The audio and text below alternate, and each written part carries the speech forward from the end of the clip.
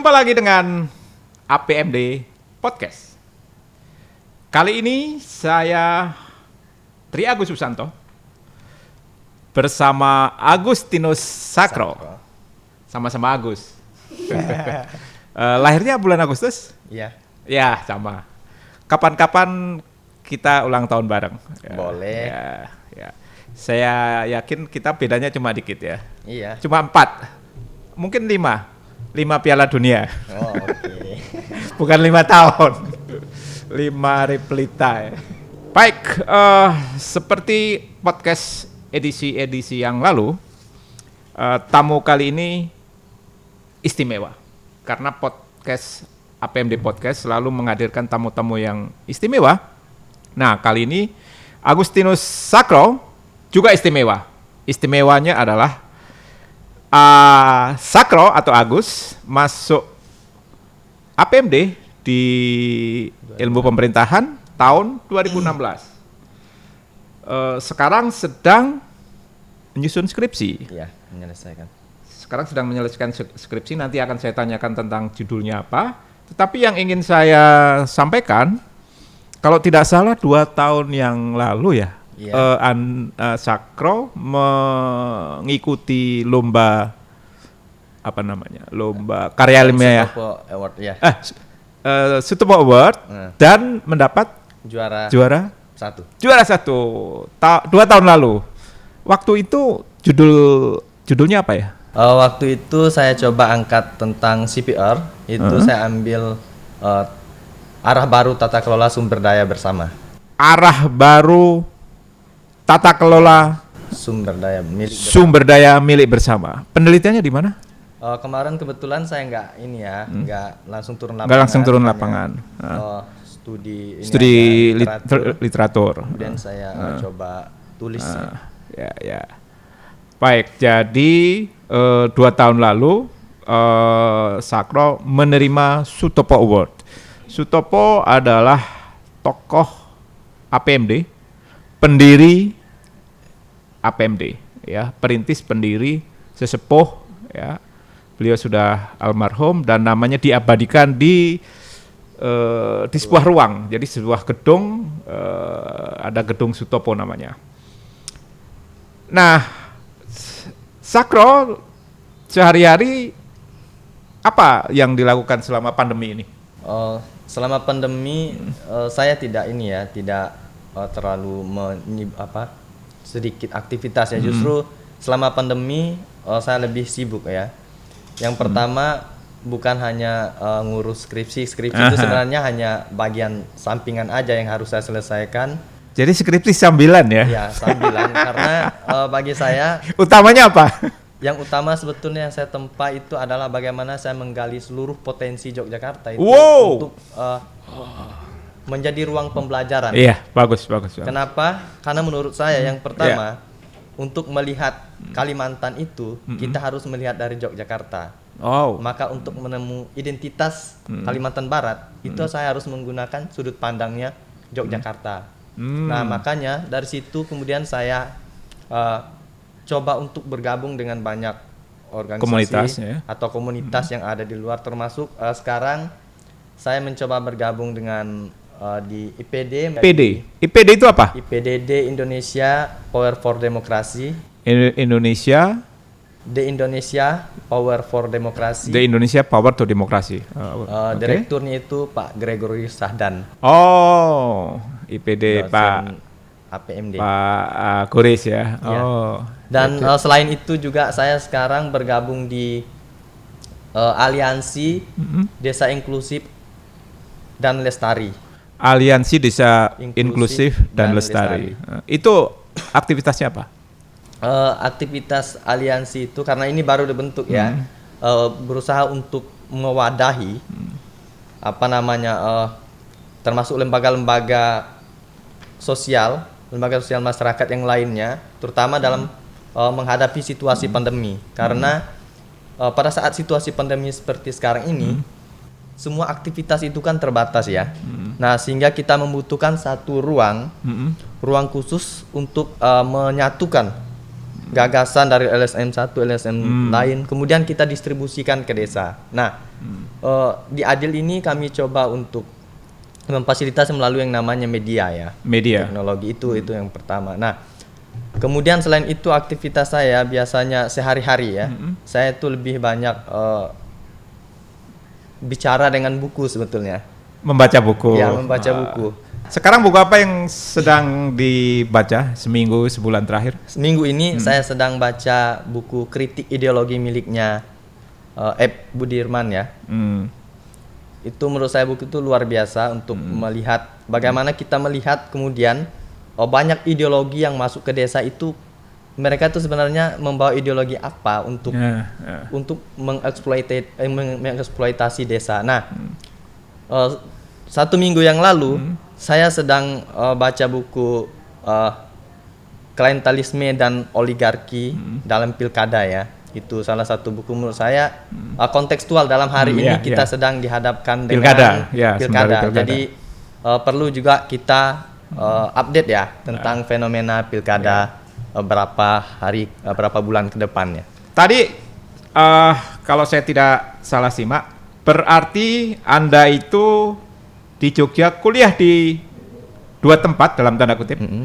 Kuliah spesifik di kampus kecil namanya APMD, lalu kuliah di kampus besar namanya Yogyakarta. Nah, bisa Anda jelaskan bagaimana Anda tidak hanya kuliah di kampus kecil ya, tetapi juga kuliah di kampus besar, dan itu untuk Anda bawa ke tempat asal Anda, yaitu di Kalimantan. Asal Anda di Kalimantan Barat ya. Ya, gimana itu? Kalau kaitan dengan itu, saya di sini yang pertama bersyukur ya, karena Yogyakarta ini bagi saya ini adalah laboratorium pengetahuan ya. Karena di sini saya menempa dan menemukan banyak sekali literatur yang termasuk kesulitan di daerah-daerah lain, dan di sini saya bisa mendapat banyak literatur. Itu yang pertama. Yang kedua, Yogyakarta juga memberi banyak asupan pengetahuan di setiap sudut. Itu hampir kita bergelut dengan situasi bahwa ini adalah ruang pengetahuan untuk kita gali terus tanpa henti. Nah, pembelajaran ini coba saya petik kemudian untuk saya lihat, untuk saya melihat posisi Kalimantan hari ini, termasuk sekarang yang lagi masif adalah soal konflik ini ya, konflik tanah ya, konflik agraria yang ada di sana, yang juga tidak terlepas dari situasi saat ini adalah soal bagaimana konsensi politik yang hari ini kita mau hadapi beberapa bulan ke depan kaitan dengan pilkada. Makanya melalui situasi dan ruang ini saya coba untuk melihat dan kemudian saya distribusikan cara melihat Kalimantan itu seperti apa, dan melalui Jogja ini ternyata saya bisa melihat Kalimantan ini bukan baik-baik saja, tetapi penuh dengan persoalan, terutama desanya ya. Desa. Kemudian salah satu yang menarik juga kaitan dengan konsensi politik itu adalah desa Sepotong yang di dalam buku Desa Kuat Negara Berdaulat. Oh, dari buku Pak Toro. Rupanya desa Sepotong itu bukan soal namanya saja, tetapi sekaligus merepresentasikan situasi desa dan tanah termasuk agrarianya itu juga sepotong, sudah di di coupling oleh investor pemerintah daerah dalam hal ini ya. Itu sih. Baik, melihat Kalimantan dari Jogja ya, itu bisa Anda lakukan, dan Anda berada di sebuah kampus desa ya. Setiap langkah Anda di kota ini adalah ruang ilmu pengetahuan ya, dan Anda akan memanfaatkan itu semua selama Anda kuliah di sini, selama Anda berada di Jogja, karena seperti kata orang, setiap orang adalah guru dan setiap tempat adalah sekolah. Nah, tetapi mungkin Anda punya, katakanlah, senior Anda yang bersekolah juga di Jogja, tidak hanya di APMD, kemudian pulang ke Kalimantan Barat, lalu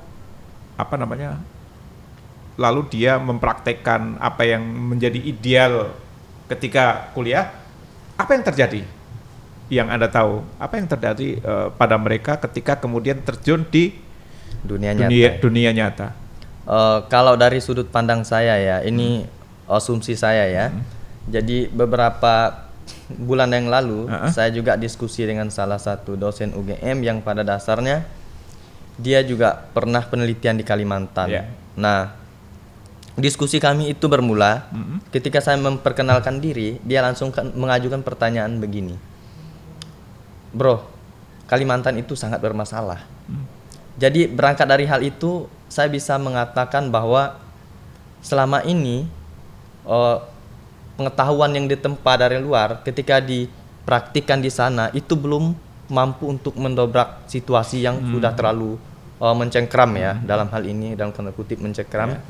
Karena hari-hari ini konflik di Kalimantan itu kemungkinan akan bertambah. Misalnya saya pakai data dari bukunya bukunya Petani Buntung di Negeri Sawit ya. Petani Buntung di Negeri Sawit. Izin yang paling bermasalah itu adalah di Kalimantan Barat. Jadi dari kasus itu saya dapat mengajukan satu analisis bahwa di sana itu walaupun kelihatan adem ayem dan kemudian itu dikatakan satu keberhasilan, itu menurut saya ada problem lebih panjang.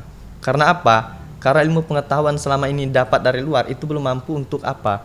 Untuk mengungkapkan sebenarnya daerah ini butuhnya orang seperti apa, atau karena memang latar belakang ilmu pengetahuan yang memfasilitasi dalam hal ini adalah pos-pos investor atau pemerintah daerah. Nah, dalam hal ini saya selalu menggunakan atau selalu berpijak pada yang namanya perspektif desa memandang Indonesia. Jadi bagaimana kita membalik logika dari negara menuju desa menjadi desa menuju negara. Dalam hal ini yang jelas bahwa ketika kita menggunakan cara pandang desa melihat Indonesia, kita akan melihat bahwa pengetahuan yang selama ini juga dibawa ke ranah desa, termasuk juga setelah saya baca kritik ideologi, itu banyak pengetahuan yang tidak kontekstual dan tidak memihak kepada desa. Bahkan mereka selalu membawa argumen niat baik, tetapi yang terjadi malah sebaliknya. Persis. Saya jadi ingat sebuah puisi dari Rendra, niat baik. Niat baik untuk siapa? Memandang desa, desa memandang Indonesia. Jadi selama ini orang selalu berpikir, Jakarta selalu berpikir dengan kacamata dari Jakarta, memandang desa dari Jakarta. Nah, Anda berusaha membalik, melihat desa, desa melihat Indonesia. Nah, Anda mungkin cocok sekali atau tepat sekali karena Anda kuliah di APMD ya, kuliah di STPMB APMD, dan mungkin ini akan menjadi bekal Anda untuk lebih untuk lebih menajamkan cara pandang Anda melihat Indonesia dari desa. Nah, apakah menurut Anda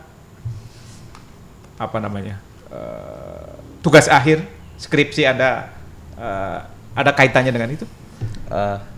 Ya, jadi tugas akhir saya itu sangat keberpihakannya untuk desa ya. Kebetulan kemarin saya ambil judul itu adalah Tragedi Bersama. Wow. Tragedi Bersama, studi kasus tragedi baru di Medan Desa.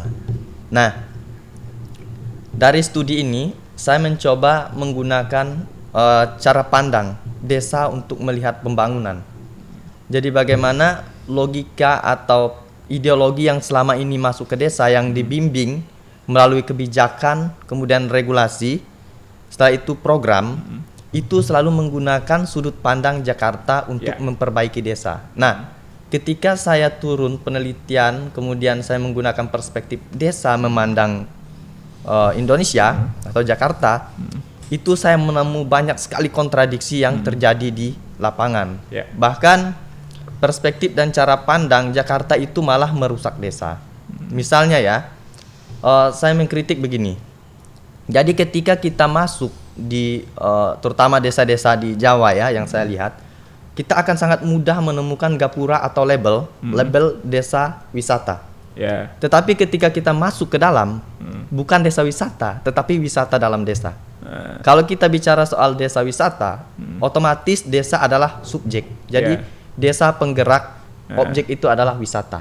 Tetapi yang terjadi bukan seperti itu. Sebaliknya. Yang sebaliknya. Jadi desa sebagai objek dan wisata sebagai subjek.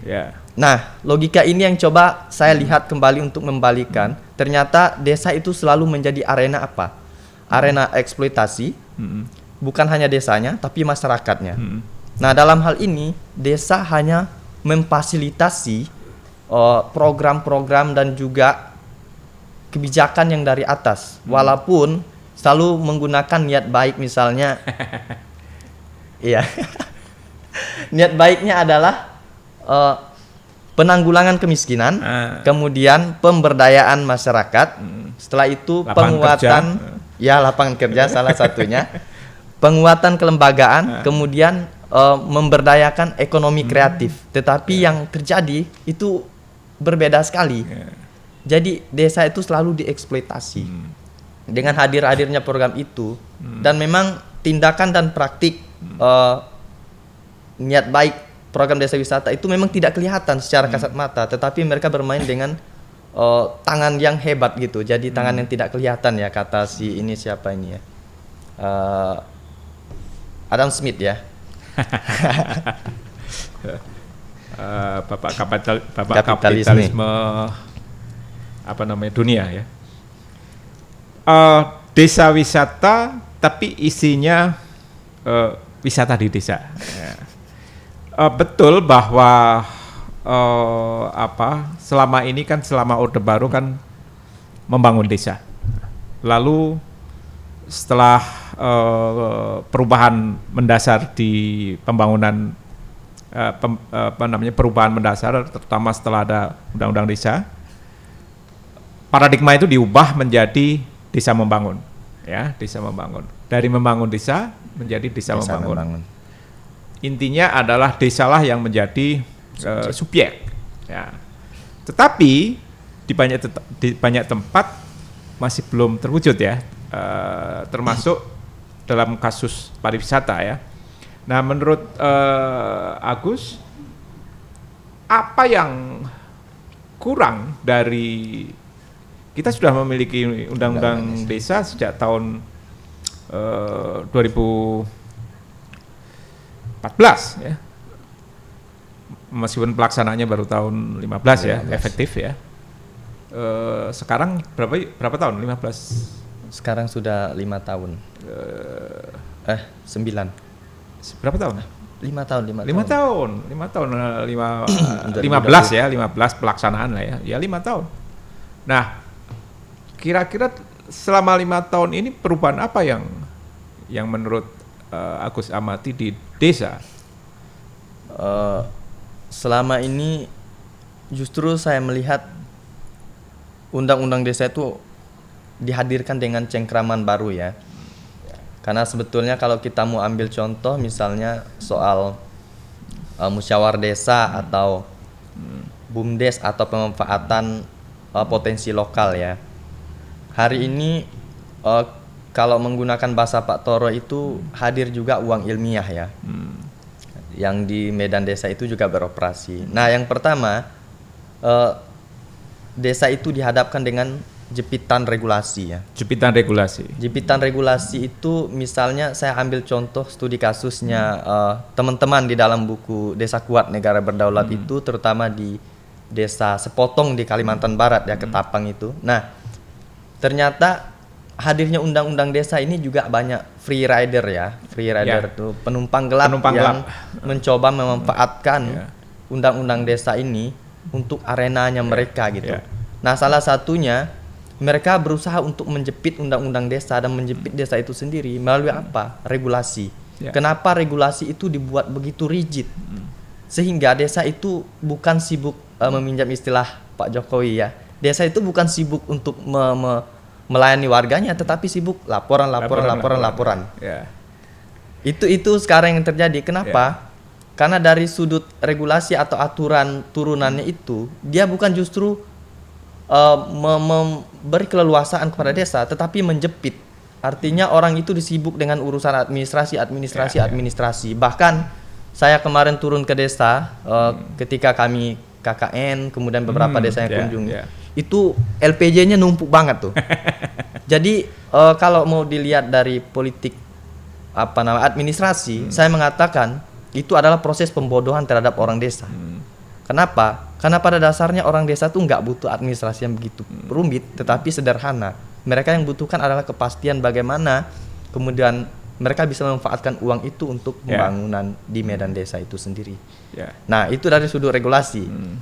Kalau dari sudut ekonomi misalnya, kita juga melihat bahwa desa hari ini sebenarnya bukan tidak berdaya ya, tetapi kita perlu ingat kenapa potensi lokal itu tidak bisa diangkat dan tidak direkognisi.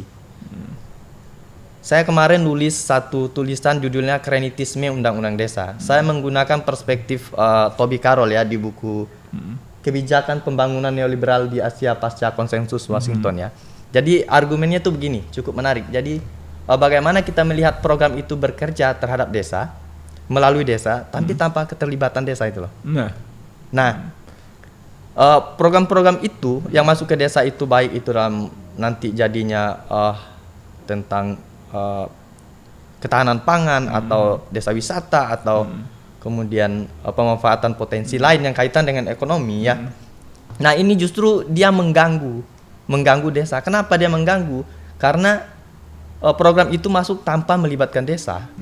Dia hanya bekerja memanfaatkan data-data kemudian untuk menyusun program.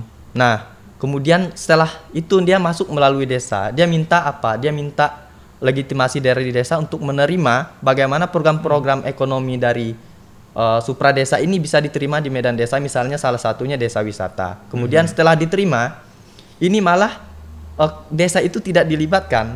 Dalam hal ini desa itu dipinggirkan aja. Ini programnya milik supra desa. Ya udah masuk lewat desa. Makanya kemudian wajar saja misalnya ketika pandemi kemarin beberapa bulan yang lalu ya, itu orang bukan ribut uang BLM itu berapa, tetapi yang diributkan apa? Soal data. Data itu orang bicara soal berapa sih yang dapat bantuan atau apa, atau bantuan sosial yang lain dari program lain. Nah, sengkarut data itu sebenarnya tidak terlepas dari banyaknya program yang masuk tanpa melibatkan desa, sehingga desa sulit untuk mendata. Bahkan ketika diskusi yang dilakukan oleh Pemkri dengan menghadirkan salah satunya kepala desa di Pacarrejo, kemudian Pak Toro, itu kepala desa itu bilang begini, kami itu telah berusaha untuk mendata, tetapi masih ada warga yang juga mendapat 2 kali. Selain dia mendapat program bantuan sosial, juga dapat dari BLM pandemi itu. Kenapa? Argumen saya sederhana, karena terlalu banyak program masuk desa tanpa melibatkan desa. Baik. Sekarang kita balik ke skripsi. Ya, ujung dari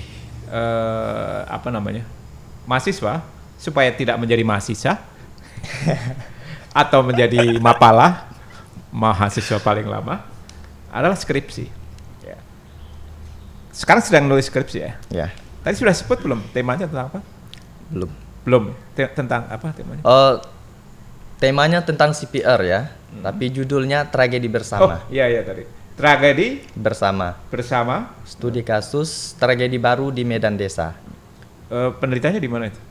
Kebetulan penelitian saya di daerah Gunung Kidul. Lebih spesifik di mana? Semanu. Kenapa pilih daerah itu?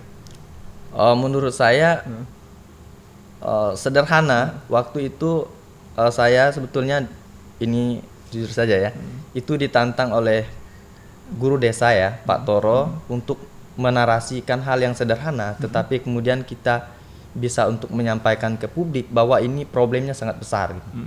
Nah, argumen itu sebenarnya datangnya bukan dari begitu saja, tetapi sebenarnya ketika ada diskusi pada saat kami KKN, kebetulan waktu itu saya sebagai koordinator desa, jadi ada argumen seorang ibu begini, Mas, kami itu didata tiap tahun dan hampir sering sekali kami didata, Tetapi kami tidak dapat apa-apa. Nah, dari kalimat itu kemudian Pak Toro lemparkan ke saya untuk menarasikan hal yang sederhana. Kemudian kita coba untuk lihat apa sih yang membuat kalimat itu muncul di argumennya seorang ibu yang pada dasarnya ya sering didata gitu. Nah, skripsi itu saya sengaja tempatkan ambil kasus CPR ya, karena menurut saya ini kasus yang juga masih sangat relevan dan masih baru yang sekarang masih dihadapkan dengan situasi konflik agraria. Nah, saya coba melihat dalam hal ini saya lihat desa wisata, pengelolaan sumber daya milik bersama. Nah, sumber daya milik bersama ini kalau kita menggunakan kacamatanya merek Ostrom, kemudian Robert Witt, itu kan bisa diartikan salah satunya adalah air ya. Air, kemudian telaga, kemudian hutan. Itu adalah bentuk-bentuk sumber daya milik bersama yang pada dasarnya dikuasai oleh negara dan dimanfaatkan sebesar-besarnya untuk kemakmuran rakyat. Dalam hal ini direpresentasikan Undang-Undang Dasar khususnya pasal 33. Nah, poin itu sebenarnya bukan datang begitu saja, tetapi itu berdasarkan kesepakatan yang begitu panjang. Di dalam poin itu hadir perspektif pemerintahan, perspektif ekologi, perspektif ekonomi, terus ada antropologi dan sebagainya. Nah, dalam hal ini melalui pasal itu kemudian saya turunkan ke dalam desa. Nah, di Medan Desa hadirnya Undang-Undang Desa nomor 6 tahun 2014 yang juga salah satu poin pentingnya juga bahwa segala potensi lokal atau sumber daya milik bersama itu harus disepakati melalui yang namanya musyawarah desa. Nah, musyawarah desa itu akan menghasilkan yang namanya otoritas desa. Nah, legitimasinya di situ. Keputusan ekonomi politik bukan diputuskan oleh komunitas tetapi oleh desa dengan menghadirkan seluruh stakeholder. Nah, saya sebenarnya sedang mempertegaskan posisi itu. Dalam hal ini saya coba melihat kasus CPR tadi. Dalam hal ini saya coba melihat sumber daya milik bersama. Nah, di sini saya mengambil metodologi yang saya gunakan itu adalah metodologi institusional ya. Menggunakan institusional untuk melihat sistem pengelolaan wisata itu sebenarnya apa sih yang melahirkan tragedi. Di dalam skripsi itu saya mengajukan 3 pertanyaan. Yang pertama itu bagaimana tragedi itu muncul. Yang kedua, mengapa tragedi itu terjadi. Nah, yang ketiga, bagaimana memahami tragedi. Nah, untuk menarasikan tentang bagaimana tragedi itu muncul, saya coba melihat situasi atau genealogi proses pengilmiahan. Dalam hal ini saya menggunakan perspektifnya Nancy Lee Peluso dalam Hutan Kaya Rakyat Melarat itu ya. Jadi tragedi bersama itu muncul karena praktik privatisasi negara dan proses persekongkol negara dengan pihak swasta menurut si Peluso itu. Nah, saya menggunakan model perspektifnya dia tentang hutan ilmiah. Nah, jadi dengan adanya program desa wisata itu, menurut saya itu adalah proses manajemen ilmiah. Jadi memasukkan desa bagaimana sumber daya milik bersama yang dikuasai oleh negara tadi, itu setelah ada program, itu harusnya itu dimanfaatkan dan dikelola oleh desa, bukan komunitas. Tetapi oleh program, itu dikelola oleh yang namanya Pok Darwis. Nah, Pok Darwis itulah kemudian representasi dari negara masuk desa. Nah, di sini akan ada proses pengilmiahan tentang yang nama CPR. Jadi yang milik bersama menjadi milik privat ketika dikelola oleh Pok Darwis. Nah, dalam hal ini memang dari genealoginya sebelum ada undang-undang desa, memang program itu sudah masuk lebih dahulu ya, karena PNPM pariwisata itu kan di launching pada tahun 2007 oleh SBY di Sulawesi ya. Nah, itu menjadi hal yang utama. Nah, kenapa kemudian bisa ini menjadi ilmiah? Yang pertama itu karena persyaratan untuk mendiri Pok Darwis itu harus ada legalitas dari supradesa. Dalam hal ini penetapan desa wisata atau desa budaya. Kemudian harus ada SK dari bupati untuk melegalitas. Kemudian harus membentuk yang namanya Pok Darwis, kelompok sadar wisata sebagai kelompok yang mengelola wisata itu. Nah, melalui jaringan itu kemudian Pok Darwis ini dikucur dana oleh melalui program desa wisata itu. Setelah itu mulai berkembang. Nah, memasuki tahun 2014 kemudian muncullah namanya Undang-Undang Desa. Nah, di Undang-Undang Desa juga di pasal 54 kalau nggak salah ya, ngomong soal mungkin musyawarah desa itu salah satunya memusyawarahkan hal yang bersifat strategis adalah pembentukan badan usaha milik desa. Nah, badan usaha desa itu kan salah satu institusi ekonomi ya yang ada di desa. Nah, tetapi kemudian yang paling sulit yang dihadap-hadapkan antara desa dengan Pok Darwis adalah soal klaim kepemilikan ini. Nah, kasus-kasus yang saya temui dan yang saya dapat melalui baik itu literatur maupun dari studi langsung itu adalah soal klaim hak. Jadi bagaimana teorinya Mancur Olson tentang aksi kolektif ya. Jadi kelemahan aksi kolektif itu adalah soal free rider. Jadi nanti akan muncul penumpang gelap di dalam sebuah organisasi. Nah, klaim-klaim mereka itu muncul melalui yang namanya kontribusi. Setelah kontribusi, partisipasi. Jadi mereka akan mengklaim kontribusi atau siapa yang duluan menginisiasi, itulah yang berhak untuk mendapat akses terhadap sumber daya itu. Nah, ketika Pok Darwis sudah menguat dalam posisi ini, ternyata mereka akan mengklaim bahwa yang namanya sumber daya milik bersama yang duluan mengelola dan membuat ini sukses adalah Pok Darwis, bukan desa. Nah, kemudian apa yang mereka ajukan kepada desa? Desa ini nggak mau terlibat soal pemanfaatan atau pengembangan sumber daya ini. Nah, kemudian desa dihadap-hadapkan. Dalam hal ini muncullah konflik vertikal. Tetapi kita juga jangan lupa bahwa praktik Pok Darwis itu juga menyingkirkan orang-orang di sekitarnya. Karena sumber daya milik bersama ini ternyata diprivatisasi. Nah, setelah diprivatisasi, masyarakat yang di luar padukuan ya, itu atau di luar Pok Darwis itu sangat sulit ikut memanfaatkan. Kenapa? Karena mereka tidak punya hak. Nah, di situ. Jadi istilahnya kalau dalam teori modal sosial itu basis pendekatan yang digunakan adalah basis homogenitas. Jadi social bonding gitu. Social bonding basisnya kedekatan emosional, kemudian kedekatan kesamaan ras, kemudian satu kelompok. Nah, sehingga orang lain tidak bisa mengakses itu. Nah, dianggap lian ya. Nah, kemudian ini menjadi problem di dalam desa ketika situasi Pok Darwis menguat, kemudian desa juga dihadap-hadapkan, masyarakat tidak bisa mengelola ikut terlibat di dalam. Nah, ini akan memunculkan fenomena-fenomena baru terkait dengan konflik sosial itu sendiri yang akan memunculkan tragedi bersama. Konflik antara Pok Darwis dengan desa itu banyak sekali, di banyak tempat. Apa yang menarik di Semanu ya? Apa Semanu. Istimewanya Semanu sehingga kamu ke sana? Kalau di sana istimewanya saya sebenarnya termotivasi dari satu cerita dengan Pak Sony ya tentang tesis temannya dia membongkar tentang yang namanya wisata, desa wisata. Sebentar. Di Semanu tuh wisatanya apa yang bagus? Cukup terkenal Pak? Di Semanu di desanya itu sebenarnya saya tidak enak sebut desanya. Soal Pak Toro bilang iya jangan, nggak usah disebut. Nah, yang jelas saya termotivasi dari tesis temannya Pak Sony. Dia mencari namanya apa sih makna wisata ini di Gunung Kidul. Ternyata dia menemukan makna wisata itu adalah people itu adalah wisata. Jadi dia mencari makna people itu jadi wisata. Nah, kenapa itu bisa berubah menjadi wisata? Nah, disitulah kemudian yang memunculkan keistimewaan bahwa ternyata di Gunung Kidul itu orang bisa memanfaatkan potensi dengan yang namanya wisata itu untuk menggali seluruh atau menarik seluruh ekonomi orang untuk lari ke sana hanya untuk menikmati yang namanya konsep gitu loh. Nah, dari situ kemudian saya melihat wah ini istimewa sekali di sana dan saya coba untuk melihat bagaimana sih praktik dan tindakan desa wisata itu, apakah dia benar-benar menunjukkan distribusi keadilan. Ternyata dari studi saya itu belum menunjukkan keadilan, justru itu akan meminggirkan.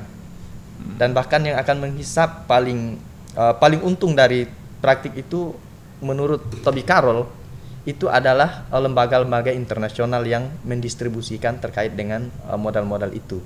Jadi istilah kalau Mars itu bilang spasial fix, jadi perluasan ruang ini. Jadi kapitalisme terus memperlebar ruang sehingga tidak terjadi krisis. Nah, di salah satu contohnya adalah soal desa wisata itu, bagaimana mereka memanfaatkan potensi lokal melalui namanya UMKM termasuk Pok Darwis untuk terus memperlebar ruang itu tadi. Sudah seberapa lama Anda penelitian ini? Sampai sudah berapa persen? Kalau untuk ini ya, kalau untuk proses skripsi saya itu sebenarnya saya mulai dari bulan Oktober 2019 ya. Jadi 2 bulan ya. 2 bulan saya untuk membuat proposal, terus diskusi rutin dengan Pak Toro. Kemudian 2 bulannya kemudian saya manfaatkan untuk libur-liburan dulu. Nah, bulan 3 kemudian saya lanjut untuk studi hingga hari ini, dan mungkin besok ya, beberapa 1 bulan lagi sudah mau ujian sih. Masih ingat ini nggak? Pernah dulu ada acara di Ngelanggeran ya? Iya. Nah, di Ngelanggeran itu kan juga ada di sana ada potensi wisata yang kemudian dikembangkan desa. Dan seingat saya di sana desa sangat seingat saya tidak ada konflik ya. Desa justru beruntung dengan adanya wisata di sana. Nah, Anda bisa bisa waktu itu sempat belajar nggak, atau katakanlah bertanya-tanya ke pegiat-pegiat desa pada waktu itu? Waktu itu saya nggak dapat sih bagaimana proses transformasi ya desa wisata di Ngelanggeran itu kaitan dengan Gunung Api Purba. Karena menurut sejarah historisnya yang mereka cerita, itu yang pertama ya, itu dikelola oleh yang namanya Pok Darwis, oleh kelompok masyarakat yang menginisiasi, kemudian berkembang. Setelah potensi itu semakin besar, kemudian memang saya tidak dapat proses bagaimana transformasi menuju Pok Darwis, tapi dari literatur yang saya baca tentang studi di sana, bagaimana orang-orang aktor-aktor penting yang mendirikan desa wisata itu kemudian menyatukan diri, mentransformasi itu ke dalam BUMDesa. Nah, poin yang pertama yang saya dapat tentang bagaimana transformasi itu kemudian masuk, itu adalah bahwa yang namanya potensi di desa, yang namanya desa itu harus yang pegang itu adalah desa. Nah, institusi yang hadir waktu itu, setelah saya baca tulisan salah satu dipublikasi di jurnal Google Scholar, itu adalah penyatuan aktor-aktor itu kemudian melihat ini perlu otoritasnya berada di desa. Kenapa? Karena pada dasarnya semua aktivitas yang ada di Ngelanggeran atau di Gunung Api Purba, walau hanya dekat di 2 padukuan, itu akan merusak seluruh yang namanya barang publik milik desa. Nah, dalam hal ini seluruh padukuan itu akan terkena dampak. Maka oleh karena itu perlu ada otoritas tinggi yang untuk menaungi itu sehingga nanti tidak ada yang dirugikan. Dalam hal ini semua bisa memperoleh akses atas itu. Bahkan saya mendapatkan satu pengalaman yang luar biasa dari wisata itu, bagaimana kemudian mereka memanfaatkan Gunung Api Purba itu menjadi leading sektor ya untuk mendistribusikan keadilan kepada kelompok perempuan, PKK, ibu-ibu, ada yang juga bagian ngambil kayu untuk bakar dan seni dan komunitas-komunitas lain. Nah, menurut saya disinilah posisi sentralnya otoritas desa kemudian mendistribusikan melalui BUMDes itu keadilan. Bagaimana dia yang mengatur? Karena mau tidak mau kita harus mengakui bahwa yang namanya otoritas desa itu berada di posisi yang lebih tinggi karena di situ ada proses legitimasi dari rakyat. Nah, disinilah menurut saya perlu kehadiran desa untuk mengelola itu sehingga punya daya tawar yang tinggi juga. Bisa nggak contoh di Ngelanggeran itu dianggap sebagai pembelajaran yang baik untuk desa-desa, untuk desa wisata ya, setidaknya untuk di Jogja lah, kita belum bicara di Indonesia lah ya. Menurut Anda gimana? Kalau menurut saya itu penting ya. Jadi desa wisata di Ngelanggeran itu bagus untuk pembelajaran, terutama untuk desa-desa yang pemula ya, dalam hal ini ingin mengembangkan kaitan dengan desa wisata, karena kita perlu melihat bahwa Ngelanggeran itu mau bilang bahwa yang namanya desa wisata itu adalah objek dan wisata itu adalah subjek. Desa itu adalah subjek dan objeknya adalah wisata. Nah, di Ngelenggeran menunjukkan aktivitas seperti itu. Menurut saya Gunung Api Purba itu adalah objek dan desalah yang menggerakkan semua aktivitas yang ada di sana. Desa yang menggerakkan, dan khususnya di Ngelanggeran itu juga digerakkan oleh orang yang sangat terkenal yang sekarang sudah almarhum, namanya Didi Kempot. Ada lagu tentang banyu ada lagunya, Didi Kempot lah ya. Baik, ternyata ngobrol ngalor ngidul nih, ngobrol tentang skripsi, tentang aktivitas dari Agustinus Cakro ini bisa tidak ada habisnya. Saya teringat Anda ini aktif di pemimpin umum LPM Teropong ya. STPMD APMD. Mengingatkan saya sendiri pada waktu mahasiswa sebagai ketua LPM Didaktika dulu di sebuah kampus di Jakarta sana. Ya, akhirnya jadi jurnalis ya. Jurnalis mahasiswa waktu itu. Kira-kira setelah Anda katakanlah selesai studi, lebih spesifik skripsi, langkah berikutnya apa? Anda akan lakukan apa yang akan Anda lakukan? Apakah mau kerja dulu, langsung S2, dibukukan jadi jadi buku, jadi jurnal mungkin ya. Yang pertama ya, dari hasil studi saya ini, saya menjadikan satu buku. Kemudian di lain sisi saya pecahkan juga menjadi jurnal ya. Kenapa? Menurut saya selama ini studi teman-teman tentang apapun yang ada di desa, kalau misalnya kita hanya cukup untuk mengisi atau memenuhi syarat administrasi, menurut saya itu yang nggak terlalu berdampak apa-apa, hanya disimpan dan menjadi data mati. Nah, oleh karena itu dari studi saya ini, saya mau menjadikan itu salah satu buku, kemudian juga saya ingin pecahkan jadi jurnal. Kenapa ini penting? Jadi selama ini juga kita di STPMD APMD ya, yang saya pahami itu masih sangat krisis dalam hal kemampuan menulis ya. Bukan berarti saya sudah cukup, tetapi dalam hal ini proses pembelajaran itu sangat penting. Nah, disinilah letaknya kemudian kenapa saya perlu mengambil posisi penelitian atau studi tentang hal-hal yang sifatnya masih sangat kontekstual atau relevan ya. Dalam hal ini kita harus menunjukkan ini loh posisinya desa dan undang-undang. Apakah studi saya ini berpihak ke negara, neolib atau ke desa. Nah, dalam hal ini saya mengambil posisi bahwa saya berpihak kepada desa. Karena kemudian ini juga salah satu motivasi ya untuk teman-teman kemudian membongkar praktik desa wisata itu melalui yang namanya program desa wisata dari Dinas Kementerian Ekonomi dan Kreatif itu sendiri. Dan saya harap juga teman-teman lain mungkin bisa mengambil studi yang juga kritis ya untuk memperjuangkan posisi desa hari ini. Di Undang-Undang Desa atau kita baca buku-buku tulisannya Pak Toro, itu banyak sekali hal yang perlu kita angkat kemudian kita narasikan untuk memperjuangkan posisi desa.